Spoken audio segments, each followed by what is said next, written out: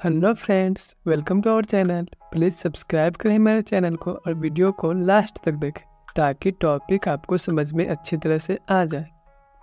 चलिए वीडियो को स्टार्ट करते हैं। हम इस वीडियो में विक्रम सेठ की पोयम अ लिटिल डिस्टेंस को हिंदी में एक्सप्लेन करेंगे। यह एक रोमांटिक पोयम है और पोएट इसमें एक बीच के बारे में, जो कि बहुत सुंदर बीच होती है, वहाँ एक वाटरफॉल होती है, एक पूल होती है छोटी सी, और वह अपने प्रेमिका के साथ धूप सेक रहे होते हैं। तो बीच की जो सुंदरता होती है, उसकी ब्यूटी होती है, उसकी सराउंडिंग्स की ब्यूटी होती है, उनके बारे में बताते हैं। उनकी बिलव्ड की जो ब्यूटी होती है उनको डिस्क्राइब करते हैं। तो चलिए अब पोएम को एक्सप्लेन करते हैं। A little distance from the waterfall by a small pool the yellow beach towel lies. तो वाटरफॉल से मतलब झरने की थोड़ी दूर और एक स्मॉल पूल है, उसके नज़दीक एक पीली कलर के टावल की तरह एक बीच है। On a long warm rock and near it a jellies grow. Jellies का मतलब होता है बहुत सुंदर फूल, एक प्रकार का फूल होता है जो कि चट्टान पर पूल के नज़दीक खिली हुई है, वो ग्रो कर रही है और वो बहुत सुंदर लग रहा है। And the shadows of thin fish fall across the speckled stones। जो मछली है पुल में, उसकी परछाइयाँ जो रंग बिरंगे पत्थर होती है ना, जो चिकना होती है, वाइट कलर का, रेड, ब्राउन, ये सब उस पर पड़ती है। And light breeze blows। और एक हल्की हल्की मंद हवा बह रही है। Rippling the skin of the pool first this way then that. और जो पानी होती है पुल में, उसकी जो लहरें होती हैं वो कभी इधर से बह रही है, कभी उधर से बह रही है। तो उसकी जो पानी की जो लहरें हैं वो लहरा रही हैं, कभी इस तरफ कभी उस तरफ। A blue tailed lizard suns itself. और एक लिजार्ड है, एक गिरगिट है जिसका टेल वो ब्लू कलर का है, वह धूप सेक रहा है। And we ourselves. और हम लोग भी, हम लोग मतलब पोएट और पोएट की प्रेमिका। As the sun burns through a cloud into the rocks into our cold bones. क्योंकि जो सन है उसकी जो रोशनी है वो बादल को चीरते हुए आती है और वो किस पर पड़ती है, वो रॉक्स पर, चट्टानों पर पड़ती है, और फिर हमारे कोल्ड बोन्स मतलब हमारे जो ठंडी हड्डियां हैं उस पर पड़ती है, मतलब उसको सेक रही है। Tired tired my mind melts in the sun. और मतलब वो दोनों एकदम थके हुए हैं, पोएट एकदम थके हुए हैं और वो धूप का मज़ा ले रहे हैं, उनके माइंड को भी अच्छा लग रहा है धूप में। And crawls over my ankle I sit up. और एक चिट्टी होती है वो उनके एंकल पर चढ़ जाती है और वो उठ जाते हैं। There you lie beautiful half nude on the white pebbles. और कहते हैं वहाँ तुम सुंदर हाफ न्यूड लेटी हुई हो पेबल्स पर। मतलब पेबल्स मतलब हो गया वही रंग बिरंग की जो पत्थरें होती हैं, ये होता है पेबल्स, जो बहुत ही सुंदर दिखने में लगता है। उसी पर उनकी जो प्रेमिका है जो कि बहुत सुंदर है, हाफ न्यूड है, मतलब बीच पर आप लोग जानते हैं कैसे कपड़े आदमी पहनते हैं, तो वैसे कपड़ों में वो लेटी हुई है और वो बहुत सुंदर है। Cream coloured braids open to the bridge and the sky. और उनकी प्रेमिका की जो ब्रेस्ट्स है वो क्रीम कलर का है और वो ब्रिज की मतलब हवा की ओर खुली हुई है, आसमान की ओर खुली हुई है, मतलब वो शो हो रही है।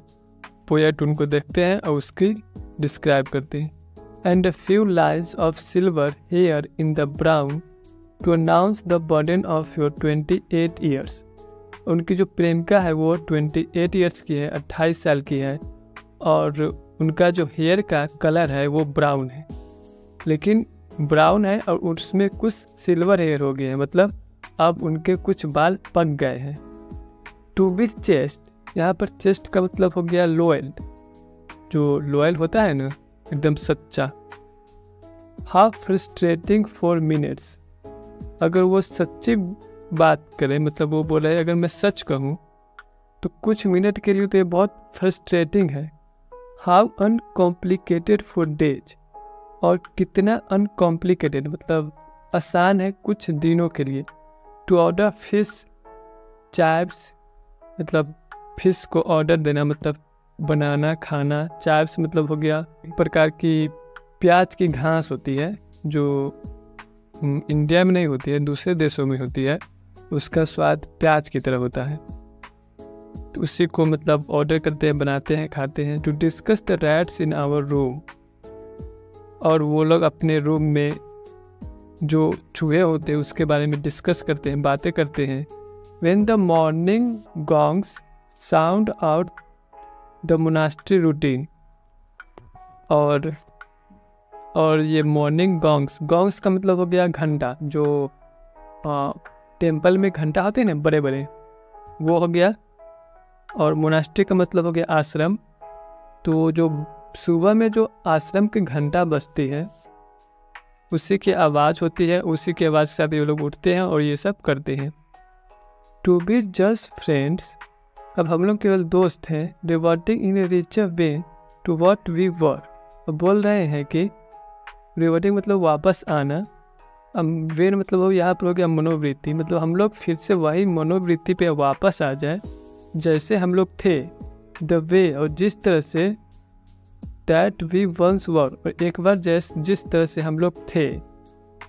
द वे आई होप, और इस प्रकार से मैं आशा करता हूँ कि फॉर अ वाइल, जस्ट थोड़े समय के लिए, वी मे रिमेन, हम वैसे ही रहे, मतलब एक दोस्त की तरह एक अच्छे रिश्ते में रहे। आफ्टर 6 days, और 6 दिनों के बाद, विद नथिंग वॉइस्ड, मतलब 6 दिनों के बाद तक उन्होंने कुछ नहीं बोला, दोनों में कुछ बातचीत नहीं हो।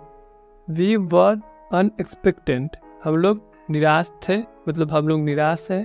कंपेनिएबल, और दोनों में फिर दोस्ताना भी है, मतलब दोनों का व्यवहार फ्रेंड भी है, फ्रेंडली है। Perhaps like an ageing couple, जैसे कि एक एजिंग कपल के बीच में होता है उस तरह, मतलब जो ऐसे कपल जो बहुत सालों से शादीशुदा है और वो बूढ़े हो गए हैं, उस तरह का उनमें अब रिश्ता है। वी डू नॉट इवन किस गुड नाइट, और वे लोग अब मतलब किस नहीं करते हैं रात को। ये टू वेकअप टू फ्रेंडलीनेस, लेकिन फिर सुबह होती है तो फिर से उनमें एकदम दोस्ती होती है। It is perhaps the tiredness in my mind, और कहते हैं यह शायद मेरे दिमाग में जो टायर्डनेस है, जो थकापन है, उसकी वजह से। और the fear of the structure set, और जो फियर है, डर है, और शायद वो हो सकता है। Unsettledness is what I have come to fear, और उसे डर लग रहा है, पोएट को डर लग रहा है क्या चीज़ से? अनसेटल्डनेस से, मतलब निश्चितता से, मतलब खराब स्थिति से।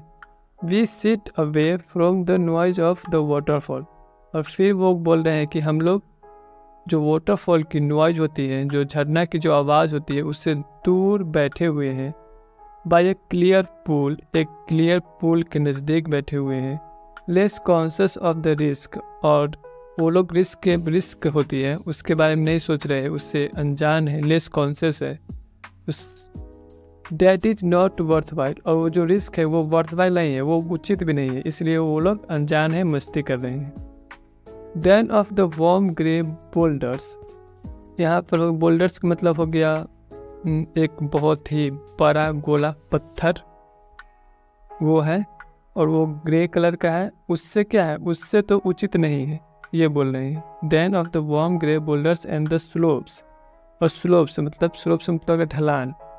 दैट सर्कमस्क्राइब आवर पीस, जो कि हमारे पीस, हमारे शांति को निश्चित करती है। And the warm of the sun melting us into the stones, और जो सन की गर्माहट है वो हमें पिघला रही है, मतलब हमें बहुत आनंद दे रही है। And the angelicas move against a sea of pine, और यहाँ पर मूव का मतलब हो गया हल्का बैंगनी रंग का, और यहाँ पर पाइन का मतलब होता है एक प्रकार का समुद्री पेड़ होता है, वही होता है। तो वहाँ पर फिर से मतलब वो फिर से फूल को एकदम अच्छी तरह से डिस्क्राइब करते कि कैसे वहाँ पर अच्छे सुंदर सुंदर फूल है, स्टोन्स आए, हम लोग धूप सेक रहे हैं, इससे हमें शांति मिलती है। और हम लोग रिस्क के बारे में नहीं सोचते हैं क्योंकि वो उचित नहीं है, वो वर्थवाइल नहीं है।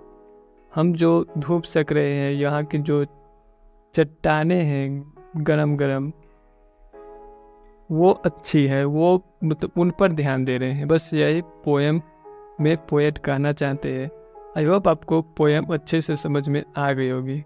और अगर वीडियो अच्छी लगे तो लाइक करें, चैनल को सब्सक्राइब करें और दूसरे स्टूडेंट्स के साथ शेयर करें। चलिए अब मिलते हैं नेक्स्ट वीडियो में।